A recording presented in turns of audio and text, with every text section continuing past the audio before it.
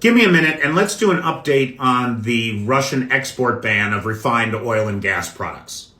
So today is October the 12th, day 595 of Russia's war of aggression against Ukraine. The export ban went into effect on September 21st. And so we are exactly 21 days into the export ban, 3 weeks in, with no good explanation from the Russian government why this is being done. There is evidence to indicate that there is a shortage of refined oil products inside of the Russian Federation. We see it in the price of rising gas. We see it in long lines at the gas station, and gas stations being out of particular octane levels of gas, right? And particularly we see it in the diesel market inside Russia. Now, I am not an expert, and so I don't suffer a lot of the biases that folks who claim to be experts in this field suffer. And I think when the export ban first went into place, you saw a lot of pundits saying, oh, it'll only be in place for 7 to 10 days.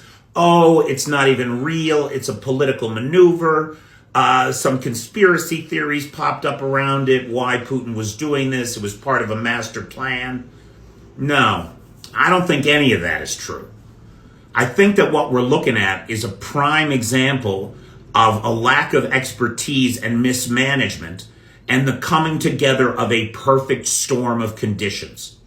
Now, legitimately, I'm into the realm of supposition and opinion here. But let's look at what we know the factors are that could have contributed to a shortage inside of Russia.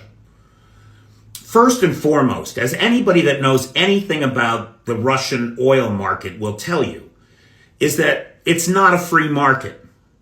Russian retail gasoline sales are price capped, and the price can only raise with the rate of inflation. And so as the rate of inflation has fallen inside of Russia, down to 5.3% right now, according to the government, that's the official number.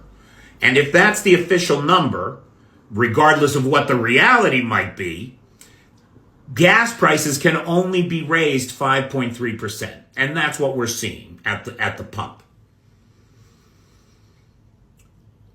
If that's the case, and the retail market is capped in that way, and the Russian ruble has been in free fall, so selling gas at ruble rates is less and less attractive to the producers, it makes sense that over the last year, especially as oil prices have been rising, that the manufacturers have been selling everything they can to the external markets, to the global markets. And so we saw this real price pressure, rising oil prices globally, falling ruble locally, sell externally, sell it to the external markets on the free market, and you get double your money, right? Because the ruble's halved in value. And you're not suffering the subsidies, costs of selling internally. That led the producers to sell everything that they could externally. Combine that with the military preference. That is to say, if there's only so much diesel and the military needs it, they get it. It doesn't go to the gas pumps. Combine that with harvest time coming up and the need to run all of that harvest equipment on top of all of the war machine equipment, and it's a perfect storm for the gas shortage that we've seen inside of Russia. Now, here's the reality. As you can see from the chart above, this export ban is costing Russia about $275 million a day in revenue. We are 3 weeks in. That's $6 billion in the hole. And remember, the Russian economy has been facing falling revenues. Oil and gas revenues are off by about half of what they normally would be. We're looking at about $184 billion deficit before this ban. And on top of that, you've got rising expenditures as the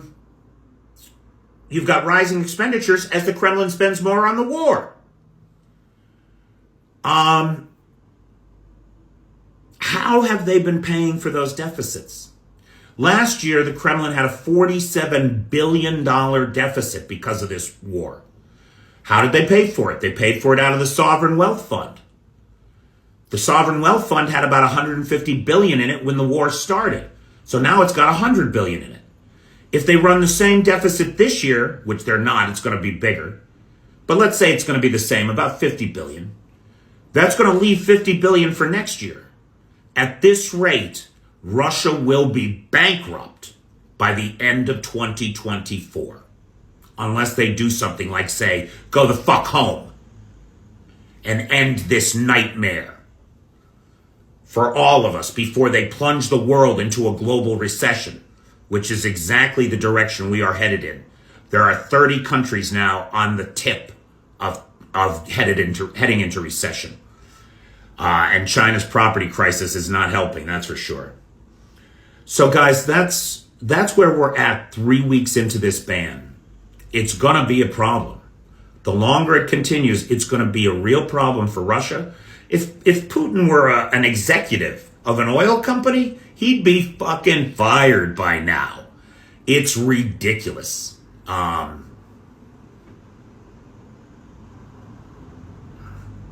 hope you don't have your money in rubles or in Russian oil and gas stocks. Thanks, guys.